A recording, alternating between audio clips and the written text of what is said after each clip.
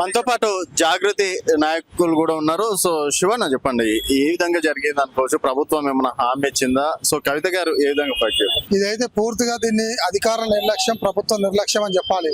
ఎందుకంటే హైదరాబాద్ లో centre point ఇది, నడిబొట్టున్నటువంటి హైదరాబాద్ ఉన్నటువంటి ఈ ప్రాంతంలో చిన్న ఫైర్ యాక్సిడెంట్ జరిగితే వెంటనే ఫోన్ చేస్తే 5 నిమిషాలు రావాల్సి, దాదాపు గంట సేపు అయినా రాకపోవడం వల్ల ఆ నిర్లక్ష్యంతో ఇంత పెద్ద ఫైర్ జరగడం జరిగింది. అందుకని ఈ ఫైర్ సంబంధించిన డిపార్ట్మెంట్ పోలీస్ డిపార్ట్మెంట్ కాబట్టి ఆ హోమ్ డిపార్ట్మెంట్ ఈయన హోంమంత్రిని కూడా ముఖ్యమంత్రి గారి దగ్గర పెట్టుకోవడం వల్ల దాన్ని పట్టించుకునేటువంటి పరిస్థితికి రాష్ట్రం ఉంది. కాబట్టి వెంటనే ఆ ముఖ్యమంత్రి గారు ఆ డిపార్ట్మెంట్ వేరే వాళ్ళ కోరికని ఇచ్చి మళ్ళీ దాన్ని పర్యవేక్షణ చేయాల్సిన అవసరం ఎంత ఉంది. మరి ఈరోజు వీళ్ళు ఎంతో దాదాపు 3 కోట్ల రూపాయలు నష్టపోయేటువంటి వీళ్ళకు మరి ఎవరు ఆదుకోవాలి? కాబట్టి మేము డిమాండ్ చేస్తున్నాం, ఈ ప్రభుత్వాన్ని వెంటనే నష్టపోయినటువంటి వాళ్ళకు ఎక్స్ప్రెస్గా వెంటనే వాళ్ళకి నష్టపరిహారం చెల్లించి దాన్ని పూర్తిగా వాళ్ళు కమిటీ వేసి ఎంత నష్టపోయింది ఎంత నిజంగా కూడా తెలుసుకొని వాళ్ళకి నష్టపరిహారం ఇవ్వాలని చెప్పి ప్రభుత్వాన్ని డిమాండ్ చేస్తాం. అయితే ప్రభుత్వం ఆదుకుంటారు, నేను ఎమ్మెల్యేగా చెప్తారు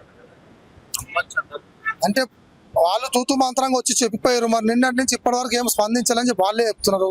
నేనేమంటా అంటే ఇటువంటి జరిగినప్పుడు వాళ్ళకు ఇక్కడ లేబర్ ఉంటారు, 30-40 మంది లేబర్ ఉంటారు, వాళ్ళ జీవితం దాని మీదే నడుస్తుంది.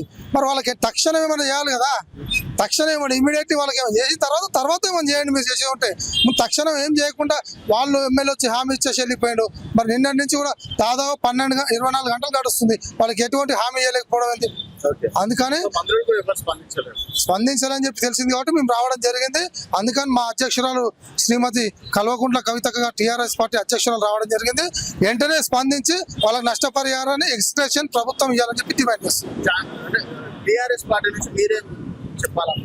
మేము ఒకటే, ఇటువంటి పరిస్థితి మళ్ళీ పునర్వేగం రాకుండా రాష్ట్రంలో ఎక్కడైనా కానీ ఈ ఫైర్ మరి ఎండాకాలం ఇటువంటి టైంలో కూడా రాకపోతే ఇంకా ఏ టైంలో వస్తుంది ఆలోచన చేయాలి. అందుకని ఫైర్ డిపార్ట్మెంట్ వాళ్ళు నిద్రపోతున్నట్టు వాళ్ళని నిద్ర లేపి మరి ఎక్కడెక్కడైతే డిపార్ట్మెంట్ వాళ్ళు పోతుర్రు సిగ్నేచర్ పెడుతురు పడుకునే పరిస్థితి కనపడుతుంది. అట్లా కాకుండా వెంటనే వాళ్ళు ఫైర్ డిపార్ట్మెంట్ వాళ్ళు తక్షణం ఎక్కడెక్కడైతే ఉన్న సిటీలో సరౌండింగ్స్ లో రౌండ్ వేస్తూ వాళ్ళకి ఎక్కడన్నా వచ్చిన వెంటనే తక్షణం స్పందించాలని చెప్పి దానికి బాధ్యత కూడా పూర్తిగా హోమ్ మినిస్టర్ తీసుకోవాలి. హోమ్ మినిస్టర్ని ఈ రాష్ట్రంలో లేకపోవడం దురదృష్టకరం.